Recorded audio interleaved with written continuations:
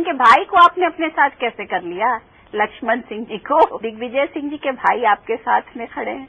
देखिए, इस हिंदुस्तान के 99% लोग मेरे साथ में हैं और 1% चंद लोग कभी भी भगवान राम की, भगवान सीता का भी, उनके ऊपर भी चरित्र पर प्रश्न उठाए और उनके भी विरोधी थे। और कांग्रेस में भी एक व्यक्ति की मैं बात नहीं कर रहा हूं, बाकी तो जो गांधीवादी कांग्रेसी हैं, जो सच्चाई को, ईमानदारी को अपना धर्म मानते हैं, देश और स्वदेशी से प्यार करते हैं, वो मेरे साथ में। तो बाबा ये बताइए कि आपका ट्रस्ट तो सुपर रिच ट्रस्ट है, तो आप गरीबी की बात करते हैं। सवाल ये लोग करते हैं कि अगर बाबा इतने सुपर रिच ट्रस्ट के ट्रस्टी हैं या उनके संरक्षण में ये सब होता है, तो फिर क्यों नहीं ये गरीबी इतनी है और गरीबी उन्मूलन की बात करते, तो आप भी ये लोगों की गरीबी हटाइए। हम तो दान ही दे रहे हैं। हम तो जो गरीब लोग हैं उनको निःशुल्क दवाई देते हैं। आज गवर्नमेंट जो काम नहीं कर पा रही वो काम हम कर रहे हैं।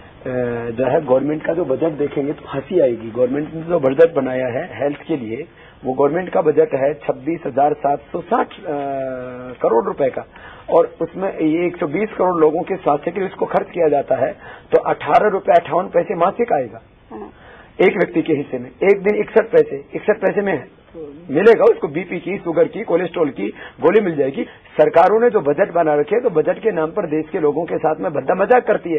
एग्रीकल्चर के, देश के जो अन्नदाता, जो किसान है, उसके लिए जो बजट बनाया है 21,552 करोड़ रुपए का सरकार ने, तो एक कृषक के हिस्से में, क्योंकि हमारे 70% लोग प्रत्यक्ष परोक्ष रूप से कृषि पर केंद्रित है, उसके हिसाब से करीब 84 करोड़ लोगों के हिस्से में इसको बांटा जाए तो एक किसान के हिस्से में 21 रुपए 30 पैसे आता है एक महीने का, और एक दिन का 71 पैसा। इसमें उसको बीज भी ले आएगा, बिजली भी ले आएगा, खाद भी ले आएगा, पानी भी दे देगा। मेरा कहने का मतलब यह है कि जो सरकारें नहीं कर रही है ना, वो काम हम कर रहे हैं, और आने वाले 2-3 वर्षों में हम वो करके दिखाएंगे। जो करीब 5 लाख रुपए विदेशी कंपनियां लूट रही है उसको भी हम बचाएंगे। तो बाबा के पास कोई सरकार की तरह नोट छापने की मशीन नहीं लगी हुई है ना। बाबा को जो लोग दान देते हैं उसके द्वारा हमने जो काम किया वो पूरी दुनिया के सामने है। अच्छा ये बताइए, क्या आपको अगला वित्त मंत्री बना दिया जाए? बजट आप अच्छे से बना पाएंगे? हाँ, जिस दिन हमारे मार्गदर्शन में बजट बनेगा ना, तो ये जो है देश की 20% जो अर्थव्यवस्था उसका बजट नहीं बनेगा। करीब 80% तो देश का धन काले धन के रूप में जमा है। और इसको, ये मैं कोई आरोप नहीं लगा रहा हूं, किसी भी देश की अर्थव्यवस्था में 2 से 3% मनी इन सर्कुलेशन, जिसको हम नोट कहते हैं, वो होते हैं। हमारे भारत की अर्थव्यवस्था में जो है 2 से 2 करोड़ रुपए होने चाहिए, 2 लाख करोड़ रुपए, जो 60 लाख रुपए की हमारी जीडीपी है। आज हमारे देश के अंदर करीब 10 लाख करोड़ रुपए मनी इन सर्कुलेशन नोट है। तो इसके अकॉर्डिंग तो जो है भारत की अर्थव्यवस्था में 400-500 लाख करोड़ रुपए की अर्थव्यवस्था होनी चाहिए, वो है, लेकिन वो काले धन के रूप में जमा।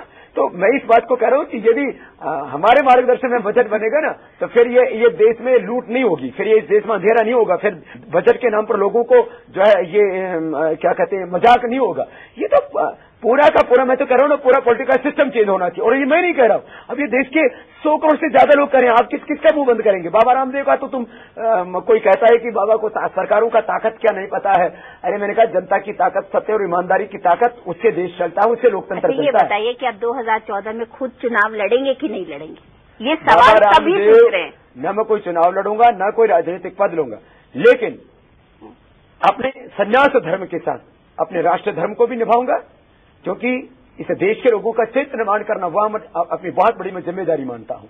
लेकिन उसके साथ साथ मैं अपनी सामाजिक, आध्यात्मिक और संवैधानिक जिम्मेदारी ये भी मानता हूं कि मैं इस देश का नागरिक हूं, और इस देश में यदि मेरी आंखों के सामने लूट होती है तो उसके खिलाफ क्या आवाज उठाना गुनाह, अपराध है? नहीं, पर ये बताइए ना, आपने कहा कि आप चुनाव खुद तो नहीं लड़ेंगे, तो क्या तो अच्छे लोगों को लड़वाएंगे, और ऐसे लोगों को संसद में पहुंचाएंगे। चाणक्य की भूमिका में ये बताइए। बाबा रामदेव योगी की भूमिका में रहेगा, और अपने जो चाहे गुरु वशिष्ठ ने किया, विश्वामित्र ने किया, संदीपनी ने किया, स्वामी विवेकानंद ने किया, महर्षि दयानंद ने किया, महात्मा गांधी ने, बापू जी ने किया। मैं तो यही चाहता हूं, यदि मैं उनको कहूं कि इनका फिजिकल डेथ कर दो, तो फिर तो मैं नक्सलवादी, माओवादी कहलाऊंगा। अब माननीय प्रधानमंत्री जी भी कितनी मजबूरी से कह देते हैं कि गठबंधन धर्म के सामने मैं मजबूर हूं, तो क्या गठबंधन धर्म के नाम पर लूट की छूट दी जा सकती है? लोकतंत्र को जिस तरह से लूटतंत्र और भ्रष्टतंत्र बना दिया षड्यंत्र करके, क्या ये उचित है? मैं आपसे पूछता हूं।